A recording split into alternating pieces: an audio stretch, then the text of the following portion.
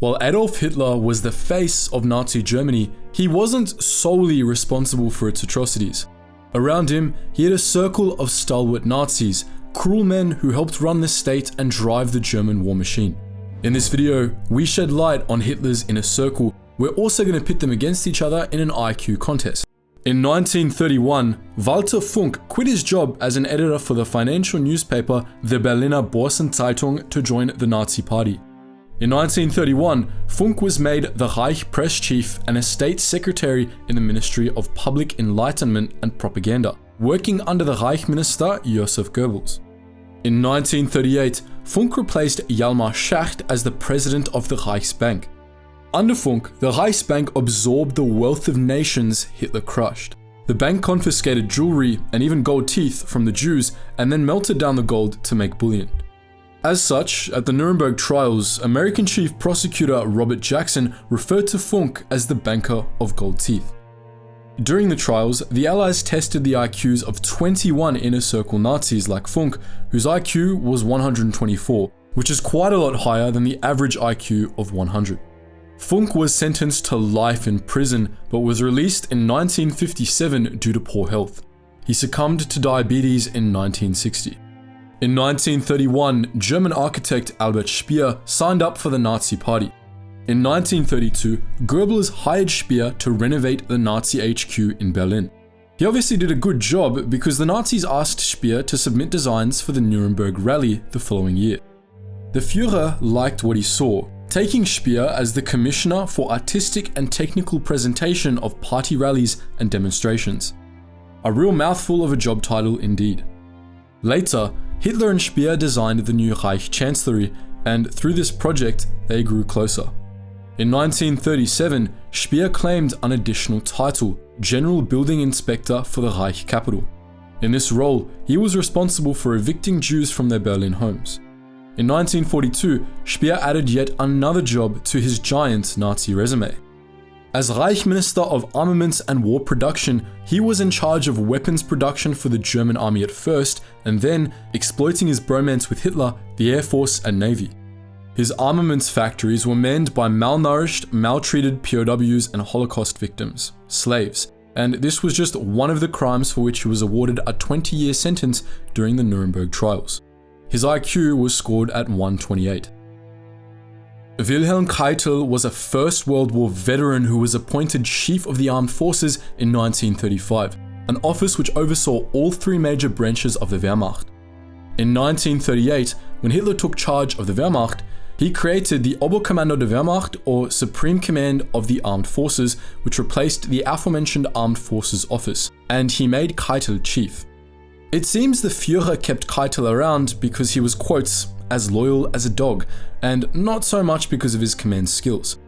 Keitel was fully aware of German atrocities during the war, issuing orders to his men to execute civilians as they saw fit and commit genocide against the Jews. After signing Germany's surrender to the USSR in May 1945, Keitel was arrested, and then he stood trial at Nuremberg, where he claimed he was simply following orders and honoring his personal oath to his master. Denied his request to be shot dead by a firing squad, he swung from a rope on the 16th of October 1946, but his neck didn't break the fall. He convulsed for 24 minutes before he finally died, by which time Keitel's above-average IQ of 129 was of little use to him. Before Hitler came to power, he met with his Nazi brethren at Schloss Fuschl, a castle owned by businessman and ambassador Joachim von Ribbentrop, with whom the Führer was tight.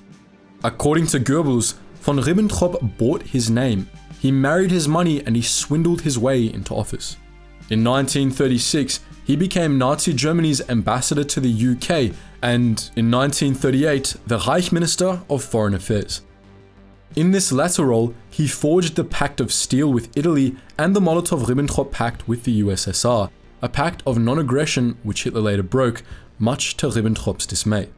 He also discouraged talks between Imperial Japan and America while encouraging Japan to attack the US. As the war raged on, diplomacy went very much out the window, so the significance of Ribbentrop's position as a foreign minister decreased. Hitler became disenchanted with him too, and so did Hitler's inner circle. Göring famously called Ribbentrop a dirty little champagne salesman and threatened to smash his face in with a baton. At the Nuremberg trials, Ribbentrop scored an IQ of 129. He swung on the same day as Keitel. The Kriegsmarine cleaned up in the early years of the war, notably during the 1940 to 1941 First Happy Time, when it sunk 1.5 million tons of Allied shipping, and also during the Second Happy Time in 1942, when the Navy sunk a further 3.1 million tons. First World War veteran Erich Raeder led the German Navy as a Grand Admiral, the highest attainable rank, but things went south for him in the December 1942 Battle of the Barents Sea, which the Germans lost to the British. Following the battle, a disgraced Raeder offered Hitler his resignation, and the Führer accepted it. Karl Dönitz, the next Nazi on our list, replaced him. Raeder was captured by the Soviets in 1945 and later stood trial in Nuremberg, where they recorded his IQ at 134 and slapped him with a life sentence. Health complications saw Raeder out from behind bars in 1955. He perished 4 years later. As for Dönitz, he too was a veteran of the First World War. In January 1943, he ascended from his position as the Supreme Commander of the Navy's U-boat arm to replace Raeder as Supreme Commander of the Navy. The happy times were over now, marked by what was known as Black May, the turning point of the Battle of the Atlantic. The Allies absolutely obliterated the Kriegsmarine in May 1943, sinking around 25% of Dönitz's functioning U-boats. Dönitz served in this position until May 1945 and, like Raeder, climbed to the rank of Grand Admiral. After Hitler dropped cyanide on the 30th of April 1945, Dönitz, ever loyal, stepped up to become the president of Germany, ruling in the late Führer's absence. It didn't last long. On the 23rd of May, he was out of office and behind bars. After standing trial at Nuremberg, he was imprisoned for just 10 years, as he wasn't found guilty of committing crimes against humanity. Dönitz's IQ was recorded at 138. During his stay at the Crossbar Hotel, Dönitz remained unrepentant, claiming that he did what he did for the fatherland. He said, "I never had any idea of the goings-on as far as Jews were concerned. Hitler said each man should take care of his business, and mine was U-boats and the Navy." Raeder, who clearly wasn't too hot on Dönitz, later called him a picture book Nazi. Speaking of picture book Nazis, with an IQ of 138 was Hermann Göring, a veteran fighter ace of the First World War, a morphine addict, and, as of 1935, the commander-in-chief of the Luftwaffe. Göring also served as the president of the Reichstag and grew to become one of the most powerful men in Nazi Germany, second only to the Big H. Those first Blitzkrieg years were epic for Göring. The Luftwaffe was the bee's knees. That wasn't until Göring proved incapable of defending Germany from Allied bombing runs, of defeating the British in the Battle of Berlin, and of resupplying the Axis forces in the infamous Battle of Stalingrad. Hitler's trust in Göring plummeted with each of these failures, and Göring seemed to stop caring so much about the war, spending most of his time in his numerous houses fawning over stolen works of art. When word spread that Hitler was going to kill himself, Göring asked to become the next Führer.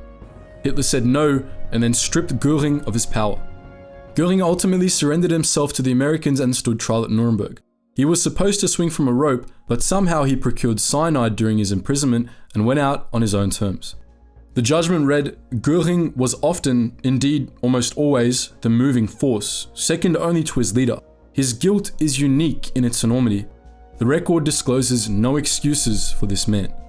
Of all the Nazis whose IQs were tested during the Nuremberg trials, Julius Streicher was the dullest, yet still above the average of 100 with a score of 106. Streicher was a fervent anti-Semite, joining anti-Jewish organizations at least as early as 1919, when he signed up for the radical nationalist German Nationalist Protection and Defense Federation. The following year, he migrated to the German Socialist Party, which held similar views to the Nazi Party. But the Socialist Party wasn't extreme enough for him, so in 1921, he fell in with the Nazis. Streicher was absolutely enamored with Hitler and later spoke about witnessing Hitler speak in Munich in 1922. Thousands of men and women jumped to their feet as if propelled by a mysterious power. Then I knew that this Adolf Hitler was someone extraordinary. When he finished, and while the crowd raised the roof with the singing of the Deutschland song, I rushed to the stage. In 1923, Streicher founded the newspaper Der Stürmer, through which he spread anti-Semitic propaganda. The paper was later said to be full of racist caricatures, made-up accusations of ritual murder, and titillating and semi-pornographic stories of Jewish men seducing innocent German girls. Streicher was so hateful toward the Jews and such an a-hole in general that even the Nazis turned on him, notably Göring, who refused to let his men read Der Stürmer. Streicher was stripped of much of his power in the early days of the war and swung from a rope on the 16th of October, 1946. Austrian Ernst Kaltenbrunner was almost 2 meters tall, covered in facial scars, and the Nazi Party's first legal consultant. He joined the SS in 1931, climbing the ranks to eventually become the head of the Austrian SS subordinate to the Reichsführer of the Schutzstaffel, Himmler, and assisted in Nazi Germany's annexation of Austria. During the war, Kaltenbrunner helped establish concentration camps and intelligence networks in Austria. By 1943, Himmler was impressed with this textbook Nazi, so he appointed Kaltenbrunner chief of the Reich Security Main Office, a job he kept until the end of the war. Kaltenbrunner was also responsible for Operation Long Jump, a Nazi plan to assassinate the big three Allied leaders during the 1943 Terrain Conference, a plot which never came to pass, and also for investigating the famed 20 July plot. US Army forces found Kaltenbrunner hiding in a mountain cabin in Austria in May 1945 and arrested him. At Nuremberg, his IQ was recorded at 113. After suffering 2 brain hemorrhages during his interrogation, he was found guilty of war crimes and crimes against humanity. He checked into Hotel Gallows on the same day as Streicher. Fritz Sauckel was a stalwart anti-Semite who joined the Nazi Party in 1923 and went on to become the leading Minister of State and then the Reich Governor in the German state of Thuringia, a job he kept until May 1945. Himmler also invited Sauckel to become an SS Gruppenführer in 1934, an opportunity for which this Nazi was eternally grateful. During the war, Sauckel worked under Göring as the leader of the Department of Labor Allocation for the 4-year plan. His job was to meet the German war machine's labor demands. Of course, he achieved this through forced labor, making use of and abusing German civilians and foreign prisoners of war. He was arrested on the 12th of May 1945 in Austria and put on trial in Nuremberg in November. A letter he sent to fellow Nazi Alfred Rosenberg in 1942 was used as evidence against him. The letter read, "All the laborers must be fed, sheltered, and treated in such a way as to exploit them at the highest possible extent at the lowest conceivable degree of expenditure." But his worst crime of all was his mustache, a very poor imitation of the Führer's famous slash indeed. For these crimes and more, he was awarded a one-way ticket to the gallows. Right up until the end, Sauckel was adamant that he was an innocent man. His IQ was 118. Rudolf Hess fell head over heels in love with Hitler at a rally in Munich in 1920 and joined the Nazi Party on the 1st of July as member number 16. He jumped in front of a bomb for Hitler the following year, and the two Nazis only grew tighter after that. After the failed Beerhold Putsch in 1923, Hess and Hitler were thrown in the big house. At Landsberg prison, Hess sat with utmost patience as Hitler read his memoir Mein Kampf aloud. He loved Mein Kampf, especially the parts about the Jews. After Hitler became the Chancellor, he appointed Hess as his deputy Führer. It was a dream come true. Things went south for Hess in May 1941, however.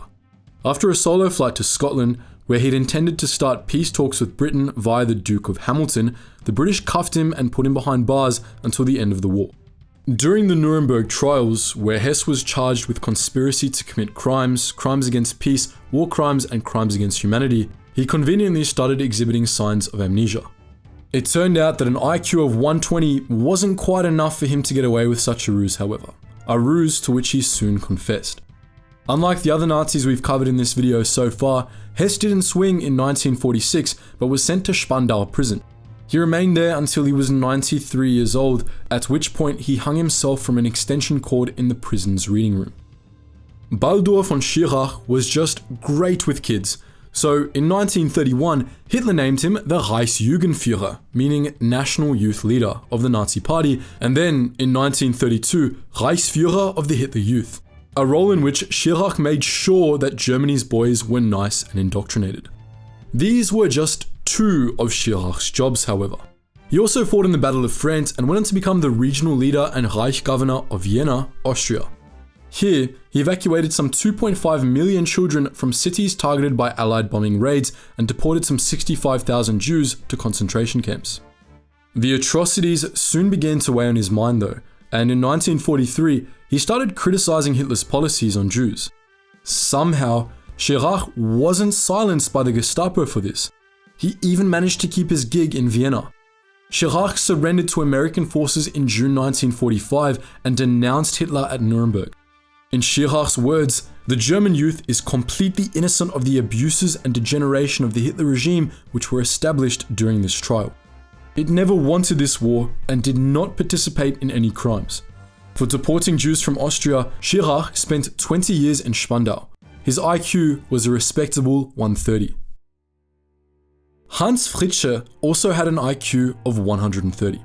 Before he joined the Nazi Party, he was a journalist for the nationalist Hugenberg Press, and then he worked as a radio broadcaster, running his own daily program, spricht Hans Fritzsche, meaning Hans Fritzsche speaks, under the government-owned Wireless News. In 1933, Nazi propagandist Josef Goebbels absorbed the Wireless News, and he later made Fritzsche head of the press division and radio division. Throughout World War II, Fritzsche was Germany's most well-known radio commentator. After Hitler dropped cyanide, Fritzsche surrendered to the Soviets and ended up in Moscow's Lubyanka prison, where he claimed the Soviets yanked out 3 of his gold teeth and held him in a standing prison, meaning he could never sit down. When he was transferred to Nuremberg and put on trial, his crimes seemed somewhat insignificant compared to the crimes of some of the other Nazis present. One journalist, William L. Shirer, said, "No one in the courtroom, including Fritzsche, seemed to know why he was there. He was too small a fry, unless it were as a ghost for Goebbels." He was acquitted because the court was not, quote, prepared to hold that his radio broadcasts were intended to incite the German people to commit atrocities on conquered peoples. No rope for Hans Fritzsche, but definitely rope for this next Hans. Hans Frank joined the Nazi Party in 1923 and participated in the Beerhold Putsch later that year. But unlike jailbirds Hitler and Hess, Frank managed to escape arrest after the coup failed. When Hitler got let out of the big house, Frank became his personal legal advisor and then a lawyer to the party as a whole, representing the Nazis in more than 2,400 cases. After Germany invaded Poland in September 1939, Hitler made Frank the Governor General of occupied Poland. Frank was in charge of consigning Jews to ghettos, such as the infamous Warsaw Ghetto, consigning Poles to forced labor, and overseeing Poland's extermination camps. In 1941, Frank wrote the following to his senior officials: "Gentlemen, I must ask you to rid yourself of all feelings of pity. We must annihilate the Jews wherever we find them and whenever it is possible." These words were used to build a case against Frank at Nuremberg, where he showed at least some remorse for his crimes. According to journalist Joseph Kingsbury Smith, Frank was the only one of the condemned to enter the chamber with a smile. He gave the appearance of being relieved at the prospect of atoning for his evil deeds. Before he swung, Frank clocked in with an IQ of 130, matching Fritzsche and Schirach. Career politician Wilhelm Frick joined the Nazi Party in 1925. After Hitler was appointed Chancellor in 1933, Frick claimed the title of Reichsminister of the Interior and, later, the title of Prussian Minister of the Interior, a position that granted him control over the police in Prussia. He went on to play a major role in Nazifying Germany, a process the Nazis termed Gleichschaltung, meaning coordination. Writing Nazi racial policy laws was kind of his thing too. Famously, Frick drafted the law for the restoration of the professional civil service. Passed in April 1933, this law basically defined what Aryans were and which non-Aryans would lose their jobs. He also worked on the infamous Nuremberg laws, passed in 1935, which destroyed Germany's Jews economically and socially. Frick's influence declined soon after that, and Hitler made Himmler chief of the German police in mid-1936. In 1943, the voracious Himmler snatched up the title of Reichsminister of the Interior too. During the Nuremberg trials, Frick's IQ was recorded at 124, a respectable bit higher than the average, which is 100. According to journalist Joseph Kingsbury Smith, Frick seemed the least steady of any so far and stumbled on the 13th step of the gallows. His only words were, "Long live eternal Germany," before he was hooded and dropped through the trap. World War I veteran Konstantin von Neurath joined the Nazi Party in 1932 and became Reichsminister of Foreign Affairs under Hitler the following year. As Foreign Minister, Neurath helped Germany withdraw from the League of Nations and remilitarize the Rhineland in direct contravention of the Treaty of Versailles. After Neurath expressed his concern that Hitler couldn't annex territory in Europe without drawing Britain and France into a fight, as well as his concern that the German war machine wasn't quite ready for a fight anyway, Hitler lost respect for Neurath, sacking him as foreign minister. Later, Hitler sent Neurath to German-occupied Czechoslovakia, where, as Reichsprotector, Neurath was tasked with, well, protecting the Reich, which of course included oppressing the Jews. He was, however, not cruel enough for Hitler's liking, so the Führer stripped him of most of his power. Neurath tried to quit in 1941, but Hitler wouldn't let him do so until 1943. While in Czechoslovakia, Neurath had 1,200 student protesters sent to concentration camps, where 9 were put to death, seemingly his worst crime of the war. During the Nuremberg trials, he was sentenced to just 15 years in Spandau prison. His IQ was 125. Alfred Rosenberg was mostly just a racist a-hole. After the failed Beer Hall Putsch, Hitler made Rosenberg the temporary leader of the Nazi Party because he thought Rosenberg was weak and wouldn't pose a threat to him when he got out of the big house. During this time, Rosenberg furthered his studies into racism, which, again, he loved. In 1933, after the Nazi Party came to power, Hitler made Rosenberg leader of the party's foreign policy office, a role he maintained until the end of the war. Rosenberg was responsible for creating the racial ladder that Hitler used to structure his policies. Aryans were, of course, at the top of his ladder, and you can probably guess which people were at the very bottom. Rosenberg consolidated his racism in his book, The Myth of the 20th Century, and while it had sold over 1 million copies by the end of the war, it sucked. Hitler called it simply stuff nobody can understand. Rosenberg also despised Christianity and established what he called positive Christianity, which rejected the Jewish written parts of the Bible, including the entire Old Testament, so most of it. It also claimed that Jesus was an Aryan man, not a Jew. At Nuremberg, Rosenberg scored an IQ of 127 and gave no final statement before he swung from a rope. Great War veteran and career soldier Alfred Jodl was made chief of the operations staff of the Oberkommando der Wehrmacht, or the German Armed Forces High Command, in 1939, just before Hitler's invasion of Poland. Mostly, he oversaw the operations staff in Hitler's Prussian HQ called the Wolfsalaire, where he climbed to the military rank of Generaloberst. Among the criminal orders he signed were the Commissar Order and the Commando Order, which stipulated that his troops were to execute captured Soviet political officers and Allied commandos on the spot, respectively. A section of the Commando Order read, "From now on, all men operating against German troops in so-called commando raids in Europe or in Africa are to be annihilated to the last man. This is to be carried out whether they be soldiers in uniform or saboteurs, with or without arms, and whether fighting or seeking to escape." After Hitler's death, Jodl was one of the Nazis to sign Germany's surrender following his own surrender to the Western Allies. After this, he stood trial at Nuremberg, where he pleaded not guilty and matched Rosenberg's IQ of 127. Before he fell through the trap, he said, "I salute you, my eternal Germany." Franz von Papen was a military officer, politician, and Prussian noble who served as Chancellor of Germany in 1932 before his former friend, Kurt von Schleicher, snatched the position out from under him. Pissed off, Papen met in secret with Hitler and devised a ploy to see Hitler as Chancellor and himself as Vice-Chancellor. Once Hitler was in, he pushed Papen and his supporters to one side and then eliminated many of Papen's friends in the 1934 Night of the Long Knives.